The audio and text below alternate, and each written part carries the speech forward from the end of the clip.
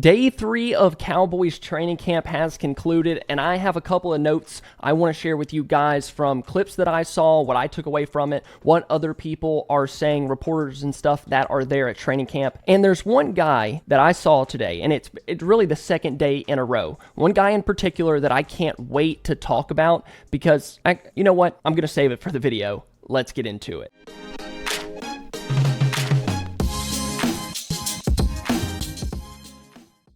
So usually when I watch training camp, at least for the past, decade of me religiously watching training camp, I've always been the wide receivers and corners guy or the quarterback play and all of that. Never really paid too close attention to the offensive and defensive line. Like, there are people out there that do that. Shout out to Voch Lombardi. If you want in-depth offensive and defensive line play and all the intricacies that go along with that, go over there and check out his channel. But today I'm going to do my best Voch impression and talk about the offensive line and defensive line because I think this is the second day in a row that I noticed both units doing good things and bad things, things that we should be concerned about, things that we should feel really good about. So in today's video, offensive line, defensive line. Let's start with the defensive line because I believe I'm going to put this guy on the thumbnail and kind of hint at it in the title. I'm not going to make you guys wait, but I just have to talk about Donovan Ezaraku. I was going to make a video yesterday, but I didn't feel like there were enough topics for me to really cover or I felt really good about saying. But today, after watching the clips of the 11-on-11s, the offense versus defense, I feel really good in saying that Ezaraku might be a star. The combination of Micah and Ezaraku is gonna be absurd. We haven't even seen them two play a single snap on the field together, but that combo is going to be disgusting. Donovan's ability to win so quick in so many different ways. It was really evident at Boston College when he had 16 and a half sacks, led the ACC, had so much production in college, and all of it is translating to training camp so far. He's such a unique rookie, especially in terms of what we usually see when Dallas drafts these pass rushers. Like, if we go all the way back, I know it was 10 years ago, but if we just go back to Taco Charlton, he was a big, athletic, raw pass rusher. Sam Williams, a big, athletic, raw pass rusher. Marshawn Kneeland, big, strong run stopper like Tank Lawrence, that kind of player. And then Micah doesn't really count. We can't count that because they didn't even draft him to be a pass rusher. Ezaraku is more on that side of what Dante Fowler is, that explosive firework guy, the guy that can win so fast and be at the quarterback where you're just like, how? How is that even possible? That is Ezaraku. And today, him working against Tyler Guyton, I think he worked against Tyler Booker. It was either today or yesterday. He smoked Tyler Booker, rushing on the interior, and then today he worked Tyler Guyton and got past him in about a second and a half. And apparently, from reports, Guyton has looked good at Cowboys camp so far. Guyton is not having such a rough go at it that we're like, of course he did. Now, it almost seemed like that because of how fast Ezaraku won, but just his overall ability, how many moves, how many pass rush moves this guy has in his bag, I don't think he's going to have any problem translating over to the NFL. I kind of get the same feeling about him that I did when we found out that Micah could rush the passer. There's just something different. You can kind of see it. It's like the eye test, right? Except Ezaraku has all of the accolades and stats to back it up, and you're like, of course that guy's a great pass rusher. I mean, look at his athletic profile, look at the three cone. But even just out on the field, it's the eye test. How he's winning, how fast he's winning, how he's setting up his moves. It's just all there. And I'm not afraid to say, and if you can remember, if I am completely wrong, in 2 to 3 years, you can come back to this video and roast me, but I will tell you, 3 days into practice, we're gonna bring out the hot take. 3 days into practice, Ezaraku is gonna be a star, and he's gonna be going for Defensive Rookie of the Year.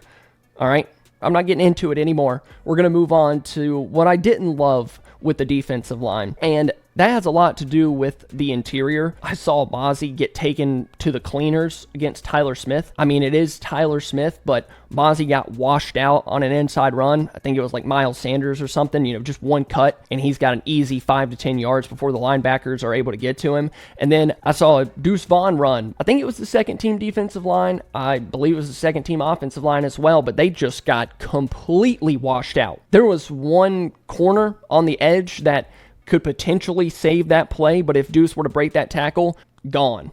It is cause for concern. Like, I'm still worried about the defensive interior. That hasn't gone away. Dallas hasn't done anything to make us feel better about that group. Like, it's still a major concern. And of the stuff that I saw today, especially on the ground, they don't have the pads on yet, so we still have a little bit of evaluating to do when that does happen. But what I saw, it didn't look great. It looked great for the offense. There were some good running lanes. Miles Sanders made a cut. Javonte Williams had a nice one. Obviously, I talked about the Deuce one. Offensive line-wise, great. Defensive line-wise, not as great. Although, I will say that Perion Winfrey has made some plays in this camp, a couple run stops. He was getting in the backfield. He had a nice bat down against Dak like a practice or two ago, so I did like that. And I think there are guys that are showing promise. Like, there are guys that I have hope for in Jay Toia, Perion Winfrey. I'm just not completely hopeful that unit is just going to somehow figure it out without Dallas adding a body. I just think about what this defense has looked like when the interior wasn't great, and it concerns me. Right now, like I said, about any of these takes, we're 3 days into practice. We have time. Dallas still has a chance to make moves if they choose. It was just something that I noticed and I wanted to point out, wanted to make you guys aware of, because, if we get into week 8 and you're looking at your TV, you're like, Zach knew what he was talking about. With that, let's move on to the offensive line with the good. Let's start with the good. Tyler Smith, Cooper Beebe. Those two had some really nice combo blocks. Combo block, get to the second level, get their hands on linebackers, give the running back a lane, let that guy make one cut and try to get upfield. Like, those running backs had some space, at least from the clips that I saw. Now, I'm sure the defense won here and there, but from the clips that I saw, watching Smith and BB combo block get up to that second level was a beauty. And I think that's one of the strengths of this team. The offensive line, if they can sort it out in their tackle spots with Guyton and Steele, if they can sort that out, it's going to be one of the stronger units on this team. Like, Dallas, for once, might really lean on their trench players. Like, yeah, they leaned on it, obviously in 2014 and 2016, the offensive line was great, but the defensive line wasn't as good. This year, you feel like you have a really good interior offensive line with BB, Smith, and Booker. On the defensive side, you have Micah, Donovan Ezaraku, Dante Fowler, Marshawn Nealon, Sam Williams. Like, those are going to be some of the better position groups on this team, and you're really going to rely on those guys. So it's really good to see that come into fruition, what we talked about with the interior. I have no doubt, especially if Booker can get it figured out and be the pro that they drafted him to be at number 12, Dallas is going to be able to, not easily, but pretty easily, run the ball on the inside. And then some of the bad pass pro hasn't been great for the first or second team. There's just been too many guys near Dak or Milton. The tackles are losing. Guys on the interior are losing. Osa's getting free. Ezaraku, when he lines up over the guard, he's winning. They can't tackle to the ground or do anything like that. They can't even get near the guys in the red jerseys with the quarterbacks. But if they did have the pads on, I've got a feeling that Dak and Milton would be getting hit a whole lot more than you would really like to. And I don't think it's really been just one offensive lineman. Like, Guyton hasn't gotten beat so bad that it's just like Guyton's not having a good camp. I've seen clips of Booker getting beat. I've seen Guyton get beat. I'm not really panicking because those guys have had good reps in between those. We know that Guyton is still in that learning phase. He didn't play a full rookie season, battled some injuries last year, battled some confidence issues. He's coming into training camp with a lot to prove in year 2, and the same goes for Tyler Booker. A rookie, people think that you drafted him too high at number 12, that he might not even been a first-round pick. He's got to come in and take over for a Hall of Famer in Zach Martin. A lot of pressure is on him, too. So, it being day 3, we got to give these guys just a little bit of grace. And here's another thing that I want to share about Booker and Guyton. When I saw both of those two guys lose their reps pretty badly. They lost to one guy, and that was Donovan Ezaraku. So maybe that'll help settle your nerves a little bit. You don't think the O-line is going to completely fall apart, because Ezaraku is an absolute monster. So I really liked what I was seeing from the offensive and defensive lines. I can't wait until they get the pads on and we can actually see these one-on-ones with like Booker and Osa, or Guyton and Micah, or Guyton and Ezaraku, Guyton and Fowler, Steele against Ezaraku. Like, there's so many combinations that I want to see. So when that does get here, I'm sure we're going to talk about it a ton. But I did want to, really quick before this video is over, I kind of want to rapid fire a section really quick, because I didn't post a video yesterday, and I wanted to point out a couple of guys that stood out from yesterday's practice, but also a little bit today. Number one, Jake Ferguson. I thought he was fantastic. He's one of the most underrated parts of this offense going into this year.